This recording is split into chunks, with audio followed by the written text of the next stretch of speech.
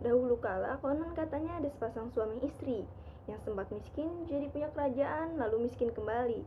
Selengkapnya simak bersama-sama berikut ini. Assalamualaikum warahmatullahi wabarakatuh. Nama saya Fahma Syakira Bida dari kelas 10 MIPA 2 ingin menceritakan hikayat tentang si miskin. Selamat menyaksikan. Karena sumpah Batra Indra, seorang raja keindraan dan permaisurinya dibuang dari keindraan, sehingga mereka pun menjadi sengsara hidupnya. Oleh sebab itu ia dikenal sebagai si miskin. Setiap hari mereka berkeliling mencari rezeki di negeri antah berantah, di bawah pimpinan Maharaja Indradewa. Kemanapun mereka pergi selalu saja diusir oleh penduduk, disertai penganiayaan. Malam hari mereka tidur di hutan dan siangnya mereka berkeliling mencari rezeki. Suatu hari sang istri hamil. Ketika mengandung 3 bulan, ia sangat menginginkan buah mangga yang ada di taman raja. Si miskin pun menolaknya, dan si istri pun menangis histeris. Kemudian si miskin menerima permintaannya, tetapi dia tidak pergi ke taman raja, melainkan ke pasar, sehingga istrinya pun menolaknya. Dengan rasa takut dan terpaksa, akhirnya ia menghadap raja dan memohon. Setelah ia mendapatkannya, ia segera pulang dan memberikan mangga itu kepada istrinya. Setelah tiba saatnya, lahirlah seorang anak laki-laki pertama yang diberi nama Marakarma, yang artinya anak di dalam kesukaran, dan diasuhnya dengan penuh kasih sayang. Pada suatu hari ketika sedang menggali tanah, si miskin mendapat tajau seperti harta karun yang penuh berisi emas yang tidak akan habis sampai ke anak cucunya.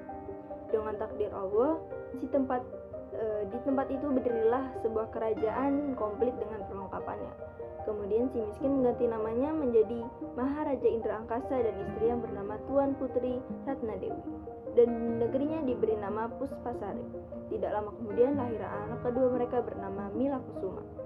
Maharaja Indradewa menjadi iri hati atas kemasyhuran kekayaan negeri Puspasari dan kebaikan hati sang Maharaja Indra Angkasa. Ketika Maharaja Indra Angkasa mencari ahli nujum untuk meramalkan nasib putra-putrinya, Maharaja Indradewa pun memanfaatkan hal tersebut untuk menghancurkan negeri Puspasari. Atas bujukan jahat Maharaja Indradewa, para ahli nujum pun mengatakan bahwa kelak putra-putrinya akan membawakan celaka bagi orang tuanya. Dengan berat hati, Maharaja Indra Angkasa pun memerintahkan kedua putra-putrinya untuk meninggalkan selama-lamanya. Sepeninggalan putra-putrinya, negeri Puspasari pun menjadi musnah terbakar, dan Maharaja Indra Angkasa menjadi miskin kembali. Sesampainya di tengah hutan, Marakarma dan Nila Kusuma berlindung di pohon beringin dan menangkap seekor burung untuk dimakan. Ketika Marakarma mencari api di kampung, ia disangka seorang pencuri dan dipukuli banyak orang, kemudian dibuang ke laut. Nila Kusuma pun ditemukan oleh Raja Mangindrasari, putra mahkota Palingga Cahaya, yang pada akhirnya menjadi istri putra itu dan bernama Mayang Mangurai. Nasib Marakarma di lautan, ia terus hanyut dan terdampar di pangkalan raksasa. Di sana ia bertemu dengan Cahaya Khairani, anak Raja Cina yang ditawan oleh raksasa. Mereka berdua mencoba melarikan diri dari pulau itu dengan menumpang sebuah kapal. Nahkoda kapal hanya menginginkan Cahaya Khairani, sehingga ia mendorong Marakarma ke laut. Kemudian ia ditelan oleh ikan nun yang pada akhirnya terdampar di dekat rumah Nenek Kebayan. Atas petunjuk burung Raja Wali, Nenek Kebayan mengeluarkan Marakarma dari perut ikan nun itu. Kemudian Marakarma dijadikan anak angkat oleh Nenek Kebayan. Setiap hari Marakarma membantu Nenek Kebayan menjual bunga dan membuat ia akhirnya bertemu kembali dengan Cahaya Khairani. Karena cerita dari Nenek Kebayan tentang Raja Mangindrasari, ia menjadi tahu bahwa putri yang ditemukan oleh Raja Mangindrasari adalah adiknya sendiri. Lalu ia menemui adiknya itu. Setelah ia menemui adik itu, ia membunuh nahkoda kapal yang jahat itu. Selanjutnya Marakarma mencari orang tuanya, dan dengan kesaktiannya ia menciptakan kembali negeri Puspasari seperti semula. Kemudian ia mengalahkan negeri antah berantah yang kemudian dipimpin oleh Bujangga Indra, saudara Cahaya Khairani.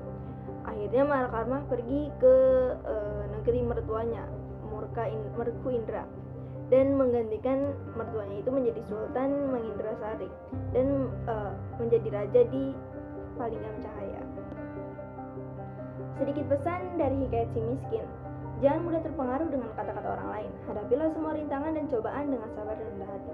Jangan memandang orang dari luar saja, tapi lihatlah ke dalam hatinya. Dan juga janganlah kita mudah menyerah dalam menghadapi suatu hal. Hidup dan kematian, bahagia dan kesedihan semua berada di tangan Tuhan. Manusia hanya dapat menjalani takdir yang sudah ditentukan. Oke, cukup sampai sini. Mohon maaf bila ada kesalahan kata dan sebagainya. Dan juga terima kasih telah menyaksikan video ini. Sekian dari saya. Wassalamualaikum warahmatullahi wabarakatuh.